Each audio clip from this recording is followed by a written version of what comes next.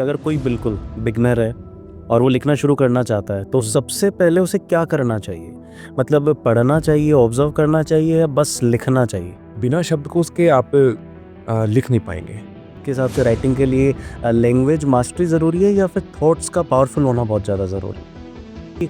एक गज़ल कैसे लिखी जाती है, उसके इस इम्पोर्टेंट एलिमेंट्स क्या क्या है, उसके पीछे की साइकोलॉजी क्या होती है? पहली बात तो मैं यहाँ क्लियर कर दूँ कि गज़ल कही जाती है, कही जाती है और गज़ल कहने के लिए आपके पास में जो आपके भाव हैं वो आदमी को सोचने पर मजबूर करते हैं। गज़ल सीधी सीधी नहीं होती है। दूसरा उसमें नजाकत पैदा करी जाती है। हमें क्या, तुम्हें क्या, जमाने को क्या है, क्या बात, लगी आग दिल में बुझाने को क्या है, सभी कुछ हमारा उसी ने चुराया, हमें अब उसी से छुपाने को क्या है। क्या बात। तो एक दायरा बना दिया गया है और उस दायरे के बाहर अगर आप लिख रहे हैं तो फिर वो पीछे सीधा आप अगर कहें तो डर है। आपकी जो फीलिंग्स हैं, आपकी जो संवेदना है, आपका जो भाव है, आपका जो लिखने का तरीका है, वो सारा एआई ने बदल दिया है।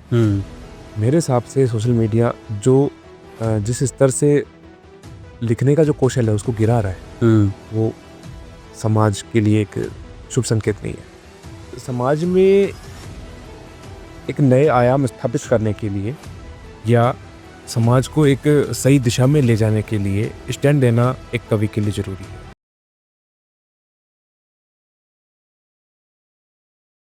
नमस्कार दोस्तों, आप सभी का स्वागत है इन्फो वाइडर पॉडकास्ट पर। आज का जो हमारा ये एपिसोड है काफ़ी खास है। इसमें जो हमारे साथ जुड़े हैं वो एक ऐसे शब्द शिल्पी, एक ऐसे लेखक हैं जिनकी लेखनी सिर्फ कविताएं, कहानियां, गज़ल नहीं लिखती हैं बल्कि भावनाओं को जीवंत कर देती है। हम बात कर रहे हैं शिवम कुमार विशेष जी की, एक ऐसे लेखक जिनकी शब्दों में गहराई और सोच में व्यापकता है। इनकी लिखी पंक्तियां सिर्फ पढ़ी नहीं जाती, महसूस की जाती, और शायद यही उनकी सबसे बड़ी ताकत है।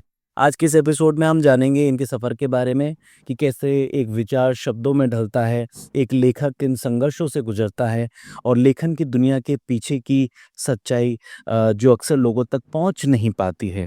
तो चलिए शुरू करते हैं आज की विशेष बातचीत शिवम कुमार विशेष जी के साथ।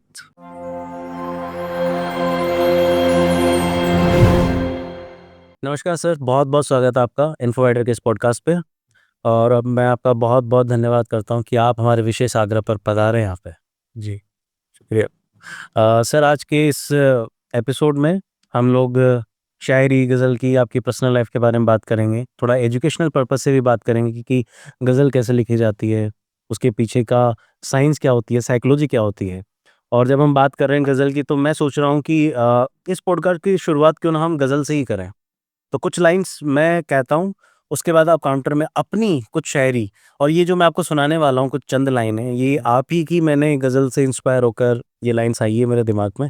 तो कुछ लाइन्स इस तरह से हैं कि अर्ज़ किया है कि चेहरे की हँसी दिखावट सी हो रही है, कि चेहरे की हँसी दिखावट सी हो रही है, असल ज़िंदगी भी बनावट सी हो रही है, कि अनबन बढ़ती जा रही है, रिश्तों में भी अब अपनों से भी बगावत सी हो रही है। पहले ऐसा था नहीं जैसा हूँ आजकल, मेरी कहानी कोई कहावत सी हो रही है, और दूरी बढ़ती जा रही है मंजिल से मेरी, कि चलते चलते भी थकावट सी हो रही है।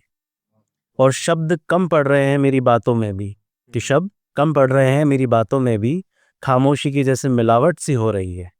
और मशवरे की आदत ना रही लोगों को, कि मशवरे की आदत ना रही लोगों को, कि अब गुजारिश भी शिकायत सी हो रही है। बहुत बढ़िया। देखिए, 4 लाइनें हैं कि मेरे घर के हालात, मेरे घर के हालात, मेरे घर के हालात पता है साहब, पता है साहब, छप्पर की वो बरसात पता है साहब, छप्पर की, मेरे घर के हालात पता है साहब, छप्पर की वो बरसात पता है साहब, मैं घर से आईना देखकर निकलता हूँ, मैं घर से आईना देखकर निकलता, मैं घर से आईना देखकर निकलता हूँ, मुझे मेरी औकात पता है साहब, क्या बात, क्या मुझे है, मेरी औकात पता है। क्या। एक और आपकी फेमस है लाइन, वैसे तो आगे हम इसके बारे में सुनेंगे, लेकिन ये आस्तीन का सांप, शुरुआत में अगर आप वो सुना दे तो आगे का एपिसोड बिल्कुल। मज़ेदार हो जाएगा। देखिए, 2 शेर लिखे हैं मैंने हाँ, कि आस्तीन से कुछ सांप, आस्तीन से कुछ सांप, जैसे ये अपन शुरू से सुनते आए हैं कि आस्तीन का सांप। जी, कहावत भी एक बड़ी तो फेमस है। अपने आसपास के अपने जो करीबी हैं हुँ। ऐसे लोग आपको बहुत मिल जाएंगे। तो इस बात से पीड़ित होकर मैंने ये शेर लिखा है कि आस्तीन से कुछ सांप निकाल दिए मैंने, बिल्कुल, आने वाले कुछ खतरे टाल दिए मैंने। क्या बात! आस्तीन से कुछ सांप निकाल निकाल के दिए मैंने, आने वाले कुछ खतरे टाल दिए मैंने, टाल दिए मैंने, ये सोचकर कि सावन एक दिन दस्तक देगा। ये सोचकर कि सावन एक दिन दस दे, क्या बड़ी बात! ये सोचकर कि सावन एक दिन दस्तक देगा, सूखे दरख्त पर झूले डाल दिए मैंने। क्या बात! बहुत बढ़िया, बहुत बढ़िया। तो सवालों का सिलसिला शुरू करते हैं और सबसे पहले हम आपको समझना चाहेंगे, आपके बारे में जानना चाहेंगे कि आपकी बचपन का एनवायरनमेंट कैसा था? और ये जो राइटिंग का बीज है, आपके अंदर सबसे पहले कब पड़ा? मतलब लिखना इससे किस तरह से आप प्रभावित हुए? देखिए, जब हम शुरू से जब स्कूल में थे हुँ, तो हिंदी विषय जब हम पढ़ते थे तो उसमें कविताएं भी आती थी, कहानियां भी आती थी। तो उनको पढ़ कर के ऐसे लगता था कि ये कैसे लिख लेते हैं। हालांकि उस समय अपने पास में इतने शब्दकोश में इतने शब्द थे नहीं, लेकिन फिर भी कोशिश मैं करता था कि मैं भी कुछ लिखूं। लिखने की कोशिश भी करी, लेकिन वो मुकम्मल शुरू में हो नहीं पाया। हुँ। मतलब आपने कोशिश की। बिल्कुल कोशिश करी, क्योंकि अपन किसी को देखते हैं तो उसका उसके जैसा करने का अपन सोचते हैं। हुँ। तो वो शुरुआती दौर था तो वो पॉसिबल हो नहीं पाया। उसके बाद पहली कौन-सी कविता आपने लिखी? पहली तो मैं एग्जैक्ट आपको बता नहीं पाऊंगा, लेकिन जब मैंने शुरू में लिखा तो वो मैंने सबसे पहले पापा को, सिस्टर को मैंने सुनाया। तो उसको सुन के उन्होंने ये कहा कि कहाँ से कॉपी किया है, और एक मजाक के तौर पे, एक हास्य के तौर पे उससे उन पंक्तियों को लिया गया। हालांकि अ, एक तरीके से मोटिवेशन भी था, हुँ। लेकिन मतलब पहली बार लिखने का कुछ खुशी थी आपकी। बिल्कुल। हुँ। आप अभी गवर्नमेंट सर्विस में भी एक्टिव हैं और काफ़ी अवार्ड्स भी आपको मिले हैं। कलेक्टर साहब से मिले हैं, डिस्ट्रिक्ट कलेक्टर से मिले हैं, सेक्रेटरी सर से मिले हैं आपको और आप एक क्रिएटिव राइटर हैं। ये दोनों बिल्कुल अलग वर्ल्ड्स अपने आप में। ये गवर्नमेंट जॉब में होना और एक राइटर के तौर पे भी एस्टेब्लिश रहना। तो आपने इन दोनों मतलब इन तीनों तीसरी आइडेंटिटी ये है कि आप एक फैमिली में भी काफ़ी एक पिता के रूप में भी, एक पुत्र के रूप में भी अपनी एक महत्वपूर्ण भूमिका निभा रहे हैं। तो इन तीनों कैसे मैनेज करते हैं आप? देखिए, हर चीज़ है जो टाइम मांगती है। जैसे परिवार है तो उसको भी अपन को टाइम देना पड़ेगा। हुँ, जॉब है तो वो अपना परिवार चलाने के लिए वो सबसे ज़्यादा ज़रूरी है। और ये जो लेखन का जो कौशल है, ये भी देखिए टाइम मांगता है। तो परिवार को जब ज़रूरत होती है तो परिवार के साथ, अब नौकरी का जो है वो तो देखो अपन को करना ही पड़ेगा। रही बात लेखन की, तो जब वक़्त मिलता है तो उस समय कोशिश ये रहती है कि थोड़ा-सा टाइम निकाल के मैं कुछ लिखूँ। हुँ, लिखने के लिए स्पेशली कोई टाइम डिसाइड किया हुआ नहीं है, लेकिन वही है कि जब जैसे आपके अंदर जो फीलिंग्स हैं, कुछ भाव हैं, या आसपास के एनवायरनमेंट में आप कुछ देख रहे हैं, तो वो लिखने पर आपको मजबूर करता है। अच्छा। तो लिखने के ऊपर ही मैं थोड़ा-सा बात कर लेता हूँ कि अगर कोई बिल्कुल बिगिनर है और वो लिखना शुरू करना चाहता है, तो हुँ। सबसे पहले उसे क्या करना चाहिए? मतलब पढ़ना चाहिए, ऑब्ज़र्व करना चाहिए या बस लिखना चाहिए? देखिए, लिखना मेरे हिसाब से तभी पॉसिबल होगा जब आप किसी चीज़ को ऑब्ज़र्व करेंगे, हुँ, या दूसरी बात, आपके पास में शब्दकोश होगा। ठीक है। बिना शब्दकोश के आप लिख नहीं पाएँगे। और दूसरा जो है, जो आप ऑब्ज़र्व करेंगे कि यार अपने समाज में ये घटित हो रहा है, क्या ये सही है या गलत है? तब उसके प्रति जो आपके मन में जो भाव आएँगे, वही आपको लिखने के लिए प्रेरित करेंगे, मोटिवेट करेंगे।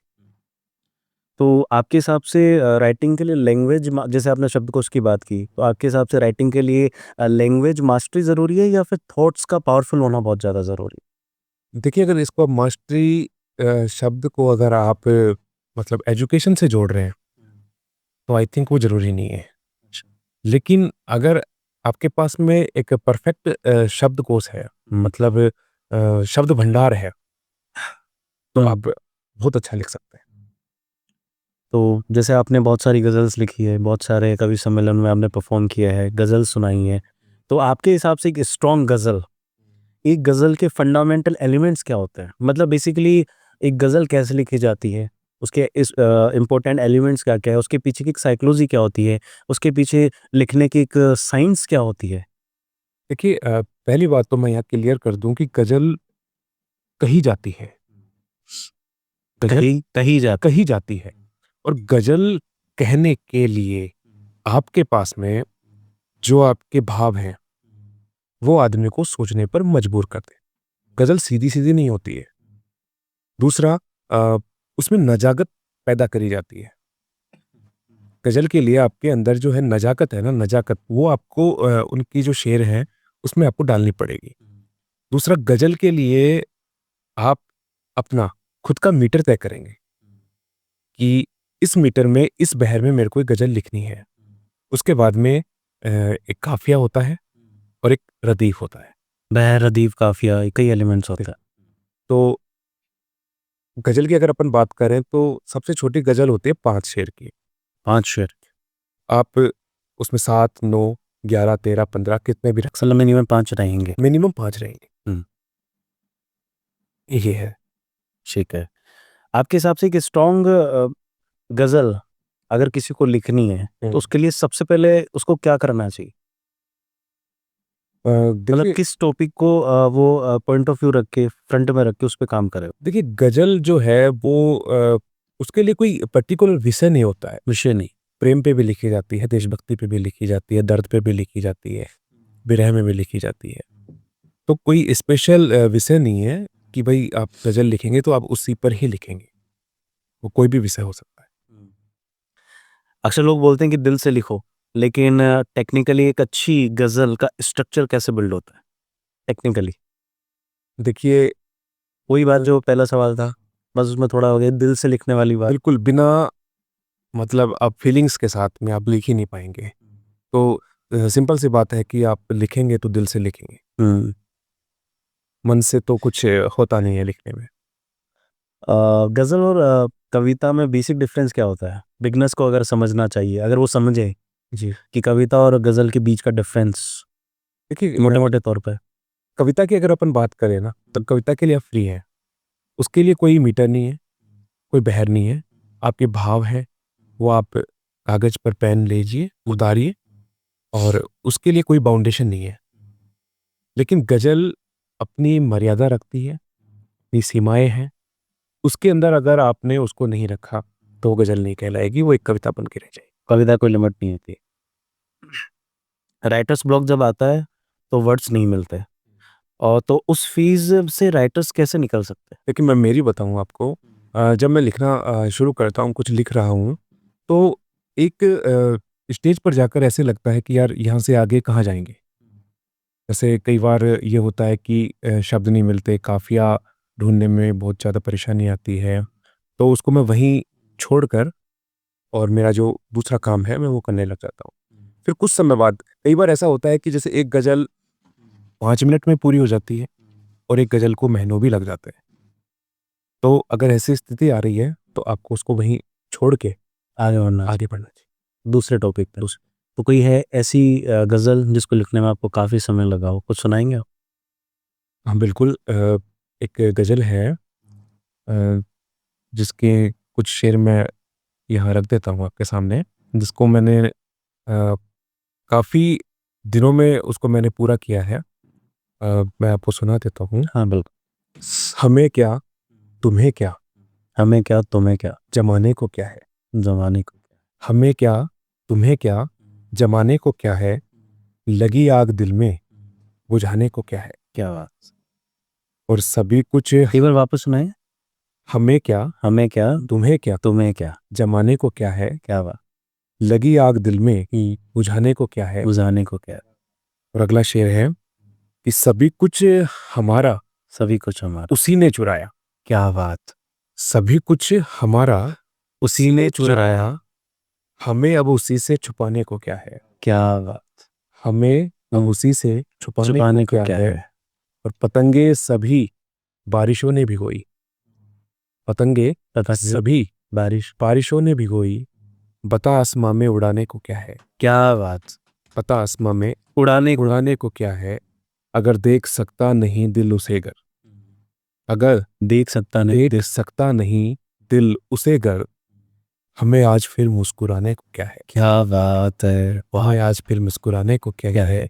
और इसका आखिरी शेर कि नहीं मिल सकी गर मोहब्बत उसी की, नहीं मिल सकी गर मोहब्बत उसी की, बता दोस्त फिर तो खजाने को क्या है।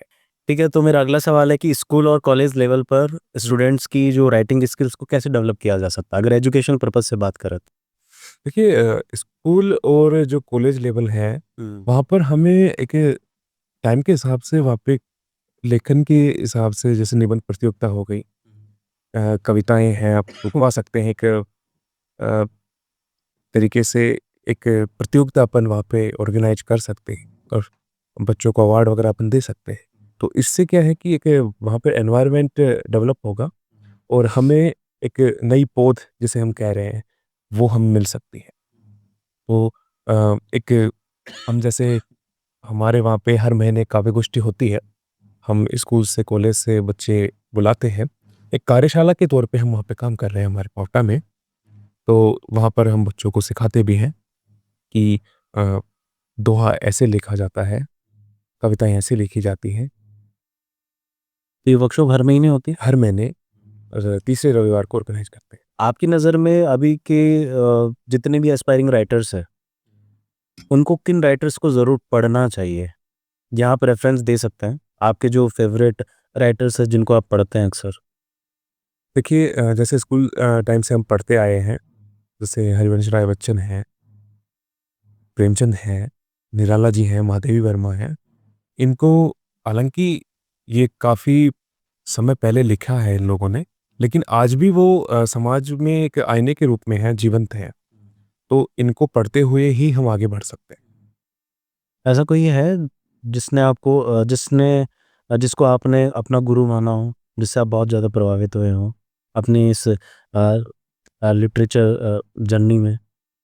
देखिए प्रेमचंद जी हैं और निराला जी हैं, इनको मैं आज भी पढ़ता हूँ। इनकी जो कहानियाँ हैं, निराला जी की जो कविताएं हैं, इनको मैं आज भी पढ़ता रहता हूँ। तो एक सवाल इसी से है कि आपकी नज़र में रियल राइटर कौन होता है, और जो पॉपुलर हो या जो सच में लिखने की हिम्मत रखता है, रियल राइटर? देखिए सच लिखने की जो हिम्मत है वो आज मेरे हिसाब से बहुत कम लोगों में है। और अगर आप लिख रहे हैं, अच्छा लिख रहे हैं, तो वो लोगों को किस हद तक पसंद आ रहा है, वही आपको एक रियल हीरो के तौर पे स्थापित करे। अभी आपने कहा कि सच लिखने की हिम्मत बहुत कम लोगों में, तो इसके पीछे की वजह? इसके पीछे की वजह देखिए कई तरह से होती है, जैसे समाज, पॉलिटिक्स। तो एक दायरा बना दिया गया है और उस दायरे के बाहर अगर आप लिख रहे हैं तो फिर वो पीछे सीधा सीधा आप अगर कहें तो डर है। डर है। ठीक है, तो क्या आपके हिसाब से राइटर का ऑब्जर्वेशन लेवल जो है आम आदमी से कितना अलग होता है? आम आदमी से बिल्कुल ही अलग होता है, क्योंकि शुरू से हम पढ़ते आए हैं कि जहाँ ना पहुँचे रवि वहाँ पहुँचे कवि। तो ये जो उक्ति है ये इसीलिए बनी थी पहले, जो आज भी प्रचलित है। हाँ आज भी प्रचलित है और अपना जो कथन है उसको चरितार्थ कर रही है कि जहाँ ना पहुँचे रवि वहाँ वहाँ पहुँचे पहुंचे कवि। कवि। तो सीधा सा जवाब मेरा इसी पंक्ति में है आपका कि जहाँ ना पहुँचे रवि वहाँ पहुँचे कवि। तो क्या जो पर्सनल पेन है और हार्ट ब्रेक है, क्रिएटिविटी को डेवलप करता है? हाँ बिल्कुल करता है। देखिए अगर अंदर से कुछ टूट रहा है हम्म। तो वो बाहर बिल्कुल दिखेगा। हम्म। अंदर से कुछ टूट रहा है ना, तो वो आपको दिखेगा, आपकी लेखनी में दिखेगा, आपकी आंखों में दिखेगा, आपके चेहरे पे दिखेगा। हम्म। तो एक राइटर को सोसाइटी से इंस्पायर होना चाहिए या अपने इंटरनल इमोशन से? दोनों से होना चाहिए। देखिए सोसाइटी के अंदर वर्तमान समय में क्या चल रहा है उसको आपको लिखना चाहिए। अभी तो आपने कहा कि सच लिखने से हिम्मत नहीं होती लोगों की। हिम्मत नहीं होती है, लेकिन हाँ। फिर भी जो आपके आसपास के एनवायरनमेंट हो रहा है वो आपको लिखना चाहिए। ठीक है, तो आज के टाइम में सोशल मीडिया में जो राइटिंग को चल रहा है, सोशल मीडिया ने राइटिंग को इजी बनाया या कॉम्प्लेक्स किया है? सोशल मीडिया ने देखो कि मतलब शैलो किया, गिराया है इसके स्तर को? मेरे हिसाब से सोशल मीडिया ने इसको गिराया है। जैसे कि आप जैसे कि अभी वर्तमान में आप देखिए एआई, हम्म आप एक लाइन बना के डालिए एआई उससे नेक्स्ट वाली जो लाइन है अपने आप आपको बना के दे देगा। मतलब आपकी जो फीलिंग्स हैं, आपकी जो संवेदना है, आपका जो भाव है, आपका जो लिखने का तरीका है, वो सारा एआई ने बदल दिया है। हम्म तो मेरे हिसाब से सोशल मीडिया जो जिस स्तर से लिखने का जो कौशल है उसको गिरा रहा है, हम्म वो समाज के लिए एक शुभ संकेत नहीं है। थोड़ा लव के ऊपर आ जाते हैं, जी। ब्रेकअप इमोशनल्स के ऊपर आ जाते हैं कि शायरी और लव का कनेक्शन इतना स्ट्रॉन्ग क्यों है? हमेशा से रहा है शायरी और लव। बिल्कुल, देखिए मैं आपको बताऊँ कि कई बार मंच पे हमसे सवाल भी किया जाता है कि आप प्रेम क्यों पढ़ते हैं? प्रेम क्यों? प्रेम क्यों पढ़ते हैं? अच्छा। तो मेरा मानना ये है कि देखिए अगर आप देशभक्ति लिख रहे हैं, तो उसके अंदर आपका देश का प्रेम आपके अंदर है। ठीक है। आप माता-पिता पे लिख रहे हैं, भाई-बहन पे लिख रहे हैं, तो उनके साथ में आपका प्रेम है। आप किसी अपने प्रिय पे लिख रहे हैं, तो उसके साथ भी आपका प्रेम है। बिना प्रेम के आप कुछ भी नहीं कर सकते। तो अगर प्रेम नहीं है, तो आप लिख नहीं पाएँगे। चाहे वो देश के लिए हो, माता-पिता के लिए हो, भाई-बहन के लिए हो या अपने किसी सगे-संबंधी के लिए। तो प्रेम बहुत ही ज़रूरी है। प्रेम, प्यार, प्यार की रियल डेफिनेशन क्या है? आज तक मैं तो ठीक तरीके से समझ नहीं पाया। आप प्रॉपर लिखते हैं, लव गुरु भी जाना जाता है आपको। तो प्यार की रियल डेफिनेशन आपकी नज़र में क्या है? देखिए प्यार एक एहसास है हाँ। जिसको अपन जिसको वो ही आदमी जी सकता है जिसने प्यार किया है। क्या हाथ? ठीक है? मेरी नज़र में तो प्यार सब कुछ है। सब कुछ। एक वर्ड में आपने क्या किया? थोड़ा एक्सप्लेन करो इसको, थोड़ा और बताओ। आजकल मतलब यूथ इसी चीज़ पे चल रहा है। देखिए मैं आपको बताऊँ कि सुबह अगर आपको मैसेज नहीं दिखा मोबाइल में, तो आपको बेचैनी होती है। क्या?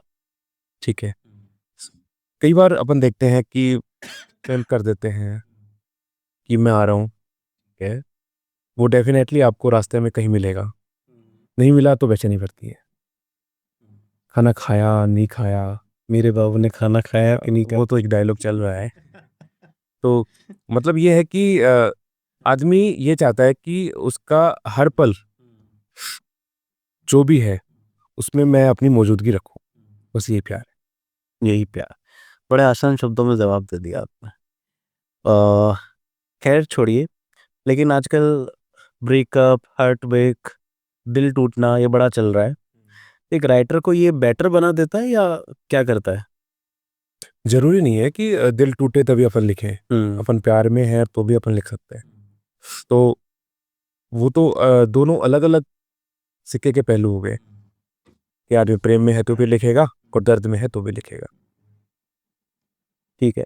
तो थोड़ा एक अलग पर्सनल सवाल है कि ब्रेकअप होने के बाद में, क्योंकि ब्रेकअप की बात चल रही है, 2-3 बार आ गया। ब्रेकअप होने के बाद में एक आदमी या एक इंसान पगला क्यों जाता है? मतलब आप ये समझिए कि या तो वो नशे करने लगेगा या पूरी तरह ख़त्म हो जाएगा, या लेकिन आजकल जो नया चल रहा है, आजकल की फ़िल्मों में भी यही दिखाया जा रहा है कि वो विलन बन जाता है, हैवान बन जाता है, खतरनाक हो जाता है। तो उसके पीछे क्या है? इमोशंस की। देखिए जैसे कि आप दिन में किसी से बात कर रहे हैं 2, 4, 5 घंटे किसी से बात कर रहे ठीक है। हैं। अगर वो 2, 4, 5 घंटे हुँ। जो ये वक़्त था, उसमें अगर आपकी बात उससे नहीं होती है, तो जो वो वक़्त है, वो आपको कचोटेगा, वो आपको अखरेगा और जो ये आपके साथ अगर हो रहा है, तो आदमी का दिमाग काम नहीं करेगा और काम नहीं करेगा तो फिर बेचैनी होगी तो फिर वो एक तरीके से वो कहते हैं ना कि पगला जाएगा। या तो किसी को अपने ऊपर इतना हावी मत होने दो और अगर हावी कोई हो रहा है तो कंट्रोल सेल्फ कंट्रोल वाली। ये ज़रूरी है कि मतलब अपन इतना ही आगे बढ़ें कि छोड़ के जा रहा है तो अपन वापस आ सकते आह, तो क्या कभी आपने किसी को सोच कर फ्रंट में रखा कोई गज़ल, कोई कविता कुछ लिखा है आपने? हाँ, मैंने मेरे मैसेज को सोच के मैंने एक शेर लिखा है कि तुम चाँद पर घूंघट डालते क्यों? क्या बात! तुम चाँद पर घूँघट डालते क्यों हो? क्या बात! मजबूरन दिया जलाना पड़ता है। क्या बात! मजबूरन दिया जलाना पड़ता है। इसका थोड़ा मतलब बताओ ना? इसका मतलब देखिए शायद प्रेम आपने भी किया होगा, तो आप आसानी से समझ सकते हैं। आपकी लव मैरिज है अरेंज मैरिज है?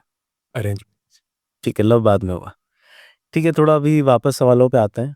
तो थोड़ा करियर से रिलेटेड भी बातें कर लेते हैं कि अगर कोई अपनी बुक पब्लिश करवाना चाहता है हुँ, या आपने लिखी कोई कविता या गज़ल पब्लिश करवाना चाहता है, हुँ, तो उससे पहले सबसे पहला जो प्रैक्टिकल वर्क है या स्टेप है, हुँ। उसे क्या करना पड़ेगा एक राइटर को, बिगिनर को? क्योंकि उसके पास उसको बिल्कुल नॉलेज नहीं है इस चीज़ का। देखिए इसमें सबसे पहले उसको ये चाहिए कि जो अपनी रचनाएँ हैं, उनको एक जगह संकलित करें। एक डायरी में, एक नोटबुक उसको एक जगह करें।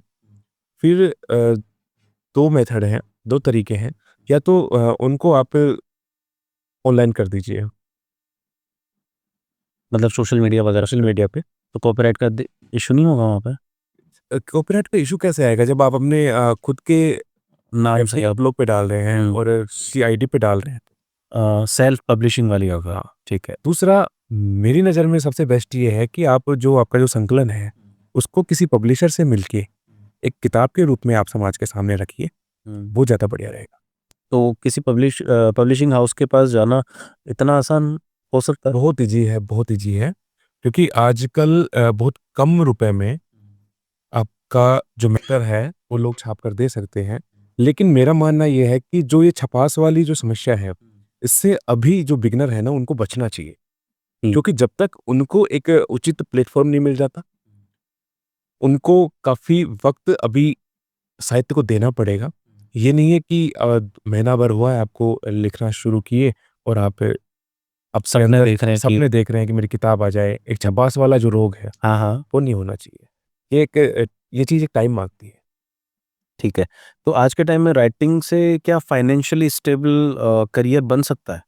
मेरी नज़र में तो ऐसा कुछ नहीं है, क्योंकि आप अपना जो लेखन का जो इतिहास है वो उठाकर देखिए कि जो निराला जी हैं, उनका जो अंतिम समय है वो बिल्कुल अभाव में गुजरा है। तो दयनीय स्थिति में उन्होंने अपना जीवन गुजारा है।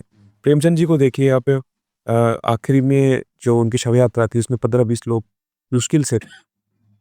तो अगर पैसा ही सब कुछ होता तो ये उदाहरण आपको देखने को नहीं मिलता। हुँ, तो मतलब मोटे-मोटे तौर पे कि इसको अपना करियर मान के ना चलें। हाँ, मैं ये समझ सकता हूँ? बिल्कुल। ठीक है। क्या एक राइटर के अंदर पॉलिटिकल अवेयरनेस होना बहुत ज़्यादा ज़रूरी है? बिल्कुल जैसे अगर आपका काम ही लिखना है तो आपको समाज के साथ-साथ समाज में क्या घटित हो रहा है, उसके साथ-साथ राजनीति में क्या चल रहा है, वो भी आपके लिए बहुत मायने रखता है। क्या ईगो राइटिंग को खराब कर सकता है? बिल्कुल कर सकता है। क्यों कई लोगों में एक क्योंकि कई लोग क्या है कि स्टेज पे आके उनके अंदर ईगो या एटीट्यूड अपने आप पनपने लग जाता है। देखिए ईगो अगर एक लेखक में घर कर जाता है, तो वो एक स्वतंत्र तरीके से नहीं लिख पाएगा। वो एक खुद को अपने आप को एक वो कहते हैं ना बंदिशों में बाँधने जैसा उसके लिए साबित हो। तो ईगो को एक साइड में रख के अपन को लिखना चाहिए। एक बड़ा ही फैंसी वर्ड है क्रिटिसिज्म, आपने सुना भी होगा। तो वो क्या राइटर को तोड़ता है या बनाता है? मेरे हिसाब से तो अगर आपकी आलोचना हो रही है, आप जो कुछ लिख रहे हैं उसको लेकर लोग आलोचना कर रहे हैं, तो वो आपके लिए फ़ायदेमंद है। क्योंकि वो और ज़्यादा बेहतर आपको लिखने के लिए मोटिवेट करता है, प्रभावित करता है। प्रभावित। अ, हमने सुना है कि आप दोस्ती में भी सबसे आगे रहते हैं, बढ़ते हैं। तो आपकी नज़र में दोस्तों की अहमियत क्या है? देखिए दोस्तों की अहमियत को लेकर अगर आप पूछ रहे हैं तो दोस्त ज़िंदगी होती है। दोस्ती जो है वो ज़िंदगी है। कई बार हमने देखा है कि अगर आप हॉस्पिटलाइज़ हैं, तो जो रिलेटिव हैं मुआएंगे, हालचाल पूछेंगे, चाय पियेंगे और चले जाएंगे। दोस्ती होते हैं जो वहाँ पे रहते हैं, आपको हंसाते हैं, आपके साथ बैठे रहेंगे, आपका टाइम स्पेंड आपके साथ में करेंगे और आपको फील नहीं होने देंगे कि आप बीमार हैं। मतलब एक फ़ोन पे हाजिर रहते हैं कहाँ है। और रिश्तेदार जो है उनको अगर अपन देखते हैं तो वो कोई ना कोई बहाना बना करके और बाईपास होने की इसमें थ्री इडियट्स मूवी थी, उसका एक सीन याद आता है दोस्ती वाला, कि राजू के पिताजी बीमार हो जाते हैं और दोस्त किस तरह से स्कूटी बिठाकर उन्हें लेके जाकर। इसके ऊपर कुछ सुनाना चाहेंगे दोस्ती के ऊपर, अगर हाँ, कुछ शायरी या और गज़ल आपने देखिए लिखी हो? कुछ मैंने शेर लिख रखे हैं, जैसे वो यार पुराने मिल जाए, वो यार पुराने मिल जाए, दिलदार पुराने मिल जाए। क्या बात। वो यार पुराने मिल जाए, दिलदार पुराने मिल जाएं, फिर मिल बैठूंगा सबके संग, त्योहार पुराने मिल जाए। क्या बात, त्योहार पुराने मिल जाए। त्योहार पुराने मिल जाएं, और जो जीना मरना सीख चुके, किरदार पुराने मिल जाएं। क्या बात। और रंगो गुलाल रख ले तागर, अखबार पुराने मिल जाएं। मतलब कुल मिला के ये है कि जो अपनी दोस्ती है वो अपने लिए महत्वपूर्ण होती है। ठीक है। आजकल एक और मुद्दा या एक चीज़ जो है बड़ी ट्रेंडिंग में चल रही है, आजकल के लड़के लड़कियां, आजकल की जो जनरेशन है जिसको हम जेनजी बोलते हैं, इसमें प्रचलन बड़ा चल रहा है भागने का। मतलब पेरेंट्स ने मना कर दिया, उनको समझाने के बजाय वो खुद डिसीजन ले लेते हैं कि अभी हमको सेल्फ इंडिपेंडेंट होके बस, उन्होंने डिसीजन ले लिया, ना आगे का सोचते हैं ना पीछे का सोचते हैं और वो निकल लेते हैं। इस पर कुछ उन लोगों को कुछ कहना चाहेंगे? देखिए सबसे पहली बात तो ये कि एक बच्चा चाहे कितना भी बड़ा हो जाए, अपने माता पिता के लिए वो बच्चा ही रहेगा। बिल्कुल। दूसरी बात ये कि माता पिता ने अपन को पाल पोस कितना बड़ा किया है, 17 18 20 22 25 साल, और हम क्या कर देते हैं कि किसी से मिलते हैं, महीने 6 महीने साल भर की अपनी दोस्ती होती है, रिलेशनशिप में रहते हैं, और एक ऐसा जो कदम है ये अचानक उठा लेते हैं। वो ये नहीं सोचते कि जिस माँ बाप ने पाल पोस कितना बड़ा किया है उनके अरमानों का क्या होगा, समाज का क्या होगा। हालांकि अ, खुद के सपने खुद को पूरे करने हैं, लेकिन परिवार का तो पूरा हमको ख्याल रखना चाहिए, परिवार का तो पूरा सपोर्ट होना चाहिए। तो जो ये करते हैं, ये कदम उठाते हैं भागने का, मेरी नज़र में तो गलत है। आप तो किसी से प्यार करते हैं तो अपने माता पिता को बताइए, उनको मनाइए, लेकिन उनके जो संस्कार हैं उनसे हटके आपको ऐसा कुछ नहीं करना चाहिए कि आप भागे। तो सर ये भी तो है ना, लाइफ एक बार मिली है और अपने जिससे आप बेहद मोहब्बत करते हैं तो उसको इतनी आसानी से छोड़ना, समाज के वजह से या किसी भी वजह से छोड़ना, क्योंकि मैं समाज को बहुत दोगला मानता हूँ, तो उस चीज़ को तो मैं थोड़ा साइड में रख रहा हूँ। चलो पेरेंट्स नहीं मान रहे, कोशिश करनी चाहिए, उस बारे में आप क्या कहना चाहेंगे? वो भी तो छोड़ना तो खराब है ना। छोड़ना खराब है, लेकिन माता पिता भी तो लाइफ में एक बार ही मिलते हैं। लेकिन कई बार ऐसा होता है ना कि प्रेम में कई बार कुछ लोग जो पहले से प्रेम में हैं और आजकल ये बड़ा चल रहा है ब्रेकअप होना, छोड़कर चले जाना, तो जो छोड़कर जा रहा है हमें उसे रोकना चाहिए, जाने जाने देना चाहिए? बड़ी उसे जाने देना चाहिए। भाई आपका है तो वो लौट के आ जाएगा, और नहीं है तो आप चाहे कितने भी मन्नतें कर लें वो आपके पास नहीं रुके। अभी आपने एआई की बात की थी, जैसे ओपन एआई है, चैट जीपीटी, बहुत सारी चीज़ें आई हैं, तो एआई के कारण लेखकों का जो भविष्य है वो किस प्रकार आप देखते हैं? मेरे हिसाब से जो खुद की जो फीलिंग्स हैं, खुद की जो भावनाएं हैं, खुद की जो संवेदनाएं हैं, वो एआई के कारण खत्म हो रही हैं। खत्म हो रही है या एआई जो है राइटर्स का असिस्टेंट बन रहा है? मेरी मेरी नज़र में असिस्टेंट नहीं है, मतलब उनकी हेल्प वगैरह कुछ?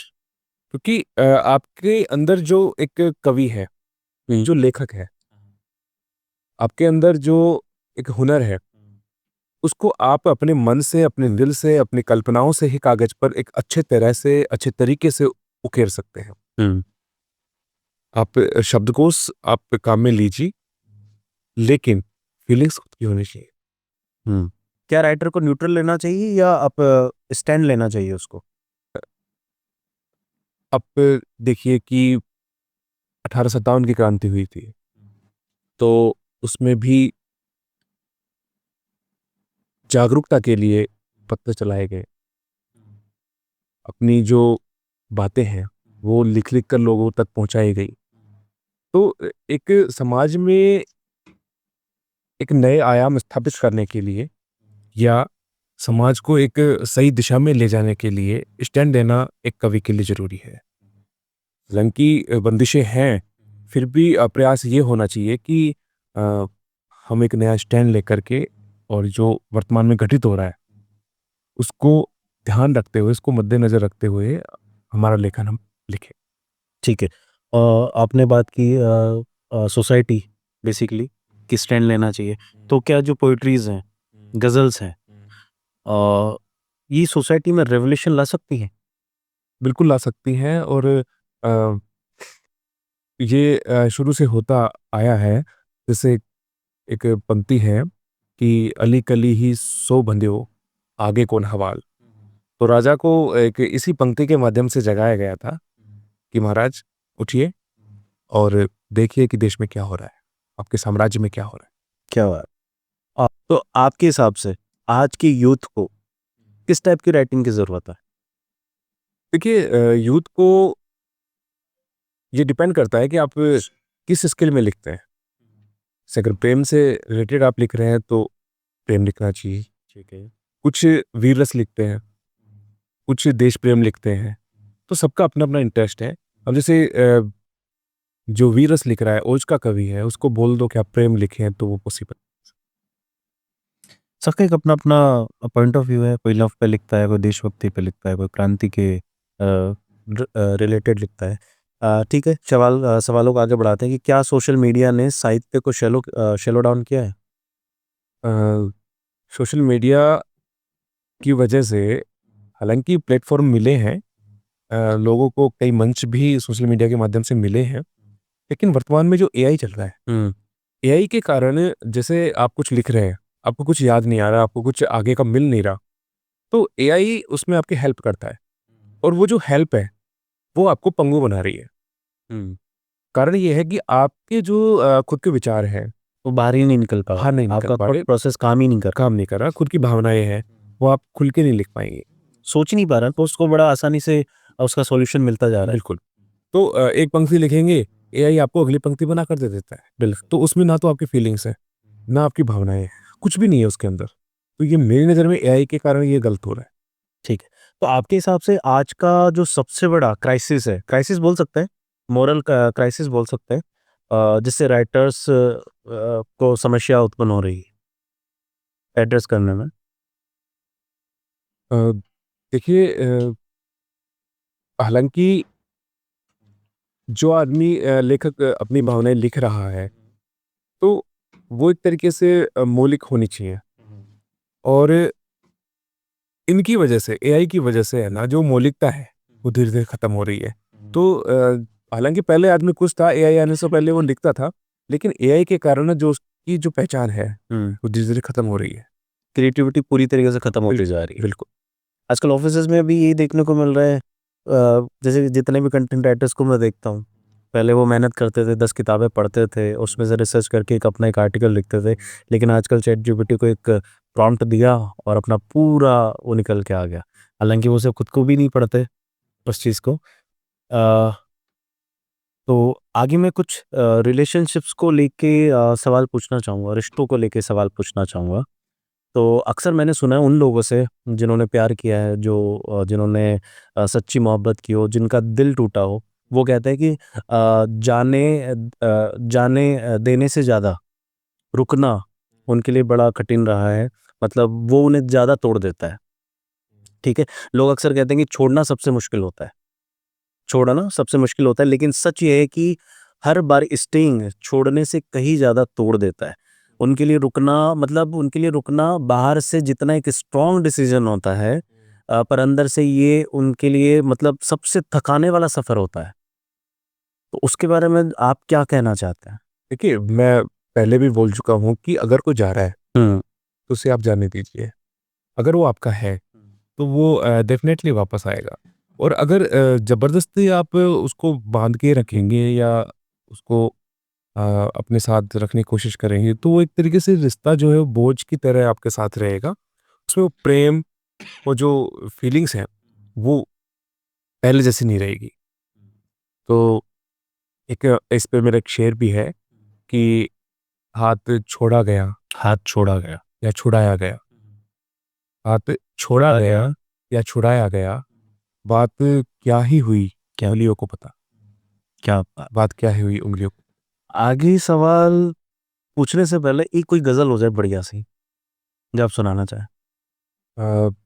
देखिए अभी हाल ही मैंने लिखी है, एक गजल है कि बारिशों का पता बारिशों का पता, बादलों को, बादलों को पता, बारिशों का पता बादलों को पता, रास्तों की खबर रास्तों की खबर, काफिलों को पता। क्या बात। बारिशों का पता बादलों को पता, रास्तों की खबर काफिलों को पता, काफिलों को पता, और बढ़ रहा मर्ज भी मर्ज भी दर्द की ही तरफ, दर्द की ही तरफ, बढ़ रहा मर्ज भी दर्द की ही दर्द की ही तरफ, रो रही आंख क्यों आंसुओं को पता। क्या बात है। दोबारा दोबारा एक बार सुनाइएगा।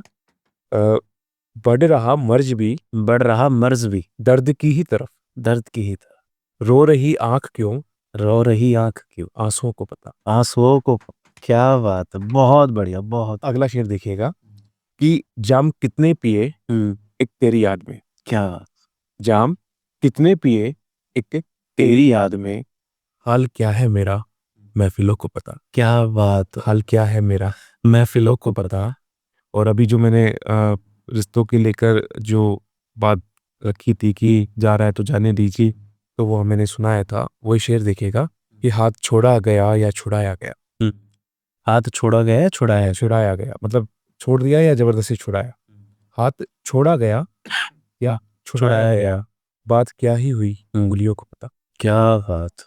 इस गजल का आखिरी शेर है कि दाग कितने लगे जिंदगी में मगर, दाग कितने लगे जिंदगी में मगर, साफ कितना रहा, साफ कितना रहा आंचलों को पता। क्या बात, बहुत बड़ी, बहुत बड़ी।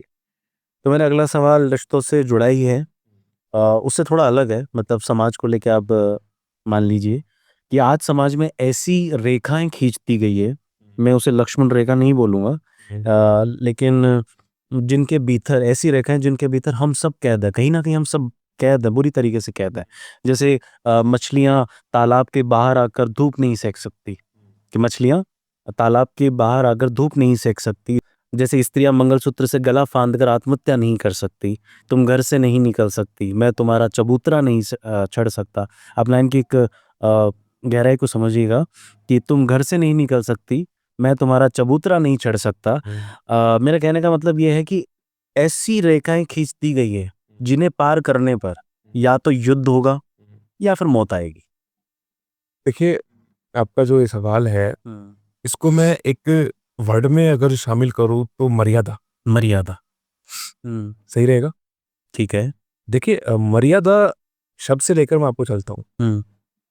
मर्यादा पुरुषोत्तम पुरुषोत्तम का नाम श्री राम जी का नाम सुना है आप, तो वो भी अपने लिए अपने समाज के लिए एक आईना है। दूसरा मैं आपको लेकर चलूं, समय की भी अपनी सीमाएं होती है, आप समय को रोक नहीं सकते, समय की अपनी सीमाएं होती हैं। तो ये जो बातें हैं वो बिल्कुल सही है कि हर चीज में अपनी सीमा होती है, एक लिमिट होती है। तो वो जरूरी है एक भविष्य के लिए, परिवार के लिए, समाज के लिए और खुद के लिए बाध्यता जरूरी है। क्या किसी के साथ रहना, किसी के साथ जिंदगी भर चलना मुमकिन है, लेकिन कुछ भी खोए बिना? आप ये समझ लीजिए, खुद को खोए बिना। देखिए हर चीज है जो त्याग मांगती है, हर चीज है जो सेक्रीफाइस मांगती है। अब दोस्त भी है, परिवार भी है, प्रेम भी है, रिश्ते भी हैं, जॉब भी है, हर चीज में आपका सेक्रीफाइस जरूरी है। अब वो डिपेंड आप पे करता है कि वो चीज आपके लिए कितनी अहमियत रखती है, उसको उसके हिसाब से आपको त्याग करना पड़े। नहीं, इसमें दिलजले जो हैं, मतलब जितने भी आशिक रहे हैं, उनकी एक बात आ जाती है, वो कहते हैं कि साथ रहना सबसे आसान तब लगता है जब हम खुद को खोने के लिए तैयार हों। देखिए ये होता आया है, शुरू से होता आया है कि आदमी खुद को खोने के लिए तैयार रहता है, लेकिन आप लव से रिलेटेड ले लीजिए, महिला से जुड़ा एक सवाल है, तो उससे रिलेटेड मैंने ये सवाल पूछा आपसे। देखिए इसके अंदर मैं आपको कहूँ कि वक्त जो है ना, सारे घाव भर देता है, ठीक है? और कोई ये समझे कि मेरे जाने से ऐसा कुछ नहीं होगा, तो वो अपनी गलतफ़हमी में है। समय धीरे-धीरे आगे बढ़ रहा है। अब रेड लाइट पे देख लीजिए, अगर बत्ती रेड है, आप रुके हुए हैं और ग्रीन होते ही अगर आप आगे नहीं बढ़े, तो आपसे कितने लोग आगे चले जाएँगे और कितने हॉर्न आपको सुनने को वहाँ पे मिलेंगे। तो समय के साथ बढ़िए, जा रहा है तो जाने दीजिए, कोई दिक्कत अगला मेरा सवाल ये है कि एक रिश्ते में लड़ाई झगड़े होते हैं, कहा-सुनी होती है, दोस्तों में भी होती है, लेकिन एक आदमी के मन में एक सवाल हमेशा पनपता है, एक डर डर कह सकते हैं इसको बेसिकली, कि डर हमेशा पनपता है कि कहीं वो मुझे छोड़कर ना चला जाए। ये सवाल मैंने पूछा था, लेकिन थोड़ा उससे अलग है, कि कहीं वो मुझे छोड़कर तो नहीं चला जाए। जैसे हमारा मन में एक ही बात बार-बार घूम रही हो।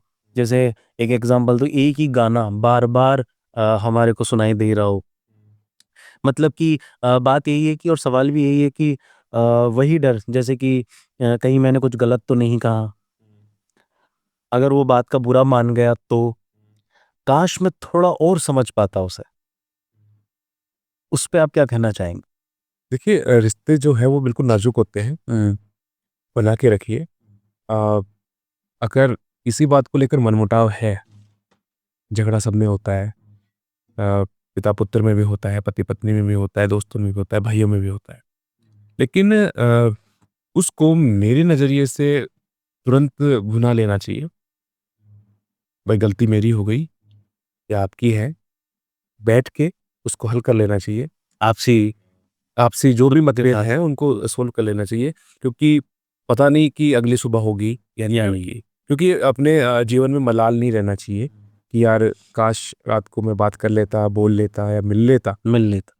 तो आज की ये सुबह इतनी बदनसीब नहीं होती। तो मिलते रहिए, बैठते रहिए, हँसते रहिए, मुस्कुराते रहिए। मतलब सीधा-सीधा आप ये कह रहे हैं कि जो जिनके मन में ख़्याल आ रहा है, आप एक वर्ड में अगर उसको बोले तो ये ओवरथिंकिंग है। हाँ, बेसिकली यही आपका जवाब है, बिल्कुल। ओवरथिंकिंग कर रहा है। तो मतलब जो भी बातें हैं बैठ के सॉल्व करिए, हुँ, आगे बढ़िए। ठीक है। तो आपकी नज़र में ख़्याल रखना क्या होता है? मतलब क्या केयरिंग का मतलब सिर्फ़ बड़े-बड़े सैक्रिफाइसेस करना होता है? ऐसा तो कुछ नहीं है। इसको लेके बड़े एलिगेशंस भी लगते हैं, गिनाए जाते हैं कई चीज़ें। हाँ, ये तो देखो समाज का शुरू से ही रहा है कि अगर आपने किसी के लिए कुछ कर दिया और सामने वाले ने आपको उस तरह से ट्रीट नहीं किया, तो अब सिंपल सी बात है कि काफ़ी लोग समाज में है कि कह देंगे यार मैंने तेरे लिए ये किया, तो वो गलत है। वो एक कहावत है कि नेकी कर दरिया में डाल, तो वो वाली जो अपने अंदर फीलिंग्स होनी चाहिए, अपने अंदर वो होना चाहिए कि यार कर दिया फ्री, कोई दिक्कत ठीक है। अगला सवाल मेरा यही है, और थोड़ा पर्सनल लेवल पे भी है, कि आजकल के रिश्तों का ये सबसे बड़ा सच बन चुका है। आप सच बोलो या जो भी एक वर्ड आप यूज़ करो, मेरे हिसाब से सच ही है कि सच बन चुका है कि प्यार की मात्रा उसकी कीमत तय कर देती है, और दुर्भाग्य से ज़्यादा प्यार करने वाले की कीमत हमेशा कम आंकी जाती है। ऐसा क्यों होता है? ज़्यादा प्यार कम कदर, मतलब बेसिकली सवाल मैंने आपको दे दिया, ज़्यादा प्यार कम कद्र। जब एक इंसान ज़्यादा देता है ना, मेरे हिसाब से, फिर आपका मैं जवाब जानना चाहूँगा, कि जब एक इंसान ज़्यादा देता है ना, तो जो दूसरा इंसान होता है या सामने वाला होता है, सीखने के बजाय या देने की बजाय लेना सीख जाता है। हुँ, देखिए, अपन किसी को भी अगर अपना टाइम ज़्यादा दे रहे हैं, तो हमें थोड़ा-सा इस तरह से ट्रीट करने लग जाता है कि ऐसे ही है। मतलब अब ये तो हमारी आदत बन चुका है, या हम उसकी आदत बन चुके हैं, कहीं जाएगा। तो मतलब वो हल्के में लेने लग जाता है, वो कद्र करना कम कर देता है। तो मेरा जो नज़रिया है, जैसा मैं खुद भी इस चीज़ को मैं फॉलो करता हूँ, अपनाता हूँ कि अपनी प्रेजेंस कम कर दो। मतलब आप जहाँ अपना 100% दे रहे हो ना, टाइम देना कम हाँ, कब कर दो वहाँ पे, क्योंकि जब तक आपकी कमी सामने वाले को अखरेगी नहीं ना, तब तक आपकी जो वैल्यू है उसको समझ में नहीं आएगी। आप किसी को मैसेज कर रहे हो और वो मैसेज 2 दिन तक सीन नहीं हो रहा, 3 दिन तक सीन नहीं हो रहा, फिर भी आप मैसेज कर रहे हो, तो मेरे हिसाब से कोई वैल्यू नहीं है। मतलब आप अपना आत्मसम्मान खो रहे हो वहाँ पे बिल्कुल खो रहे बेसिकली। हो। तो वहाँ से अपनी प्रेजेंस हटा दो, उसके लिए गायब ही हो जाओ। आजकल के जो रिश्ते हैं ना, मेरी नज़र में बहुत ज़्यादा टॉक्सिक हो चुके हैं। मतलब आप ये समझिए कि डिप्रेशन, एंजाइटी इतनी बढ़ चुकी है, वो आप ये कह सकते हैं कि स्क्रीन टाइम भी बहुत ज़्यादा बढ़ चुका है, उसकी वजह से भी आ रहे हैं, जिससे इंसान कभी-कभी खुद से सवाल पूछने लगता है, ठीक है? आखिर मैं चाहता क्या हूँ? एक बहुत बड़ा सवाल है। कई बार हम अकेले बैठे रहते हैं तो अपने आप से सवाल पूछने लग जाते हैं कि आखिर मैं चाहता क्या हूँ? अक्सर जवाब में हमारे मन में कुछ चंद चीज़ें आती हैं, प्यार, सफलता, रिश्ते, सम्मान और पैसा तो है ही, वो तो एक प्रायोरिटी पे आता ही है। लेकिन जो मैंने रियलाइज़ किया या मैंने पर्सनल लेवल पे महसूस किया है कि अगर थोड़ा और अंदर गहराई से अपन झाँकें, अपने अंदर, अपने भीतर झाँकें, तो हर एक इंसान की, चाहे वो पुरुष हो या महिला हो, उसकी चाह होती है कि मुझे बस शांति चाहिए, इनर पीस चाहिए, शांति चाहिए। तो ये शांति क्या है और अंदर की शांति क्या होती है? देखिए, आप किसी के जो भी आपका सपना है, उसको अगर आप जी रहे हैं, तो उसको आप अपना जो 100% है, वो दीजिए। फिर धीरे-धीरे प्रतिदिन आप अपने आप को उस चीज़ को इतना योग्य बनाया आपने, उसको रियलाइज़ करिए। एकांत में बैठ के, वो एकांत आपका घर भी हो सकता है, घर का कोई कोना भी हो सकता है, कैफ़े भी हो सकता है या कोई नदी का किनारा भी हो सकता है। और बैठ के खुद को महसूस करिए कि क्या मैं एक सही रास्ते पे जा रहा हूँ? क्या मैं जो पाना चाहता हूँ, जो मेरा लक्ष्य है, उसकी ओर मैंने जो कदम बढ़ाए हैं, वो सही रास्ते पे है या नहीं है? ये ज़रूरी है। मतलब अपन खुद का एक तरीके से वो कहते हैं ना कि मतलब महसूस करना चाहिए खुद को कि क्या मैं सही जा रहा हूँ, वो ज़रूरी है। मतलब एक सेल्फ उसको आत्मचिंतन करना चाहिए। जी। ठीक है। अगला और रिलेशनशिप के ऊपर मेरा थोड़ा आखिरी सवाल आप समझ लीजिए। क्या आपको नहीं लगता कि ज़िंदगी में हम कितना कुछ सोच लेते हैं कि कभी चाहे घर के झगड़े हो, कभी दोस्तों या रिश्तों में अनबन हो गई हो और पैसों की चिंता, इतना तनाव ले लेते हैं हम लोग। मैं देखता हूँ, मैं आस-पास में देखता हूँ, सोसाइटी में देखता हूँ कि हम इतना तनाव ले लेते हैं कि जीना बस जो है, जीना बस ख्वाब बनकर रह गया है। बिल्कुल। तो उसके बारे में आप क्या कहना चाहेंगे? देखिए, जीना एक ख्वाब बनकर रह गया है। ये बातें कई बार तो नहीं, लेकिन कभी-कभी हमारे सामने आ जाती हैं कि यार क्या किया जाए? अब इससे आगे कुछ दिखाई नहीं दे रहा, अब हम क्या करें? तो जैसा कि मैं करता हूँ, वो मैं आपको बताना चाहता हूँ कि मैं जहाँ से सारे रास्ते बंद हो जाते हैं, वहाँ से मैं शुरुआत मैं वहीं से करता हूँ जहाँ से मैंने पहले से करी।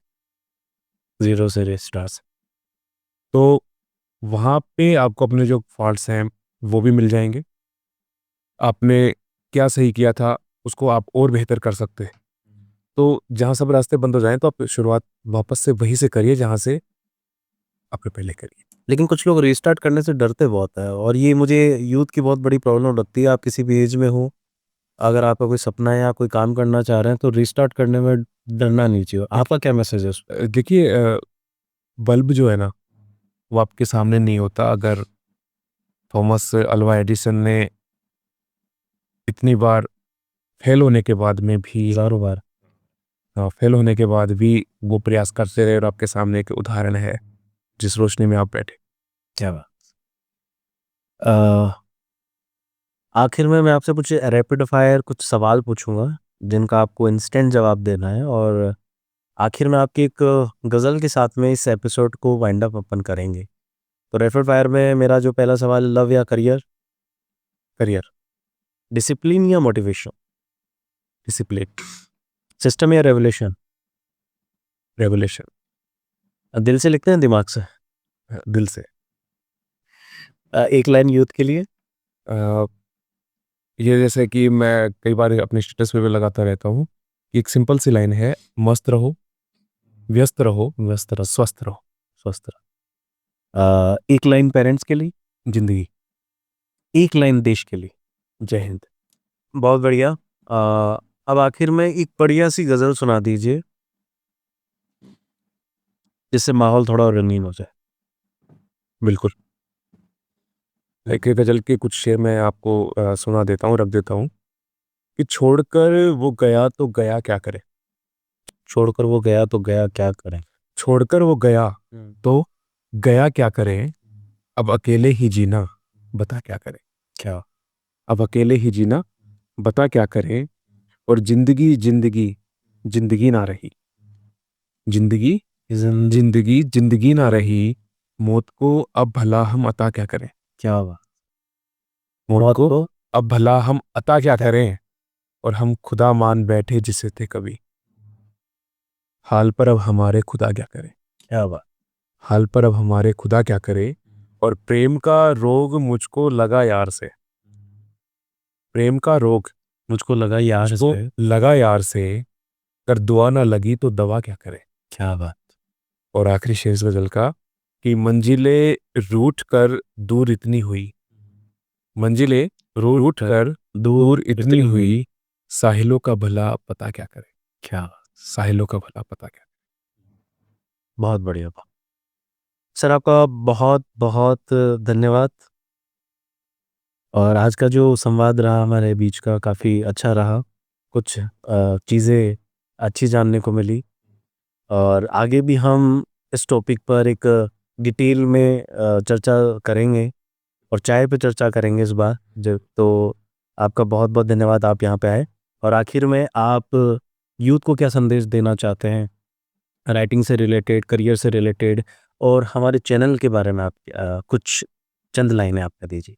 देखिए, आपका जो ये चैनल है, इसके माध्यम से आप एक समाज में जो जागरूकता आप पैदा कर रहे हैं, उसके लिए मैं आपका धन्यवाद देता हूँ कि आप अपने फील्ड में जो लोग जानकारी रखते हैं उनको आप अपने यहाँ बुला रहे हैं, और यूथ के लिए, जनता के लिए जो मैसेज आप दे रहे हैं वो काबिल तारीफ है।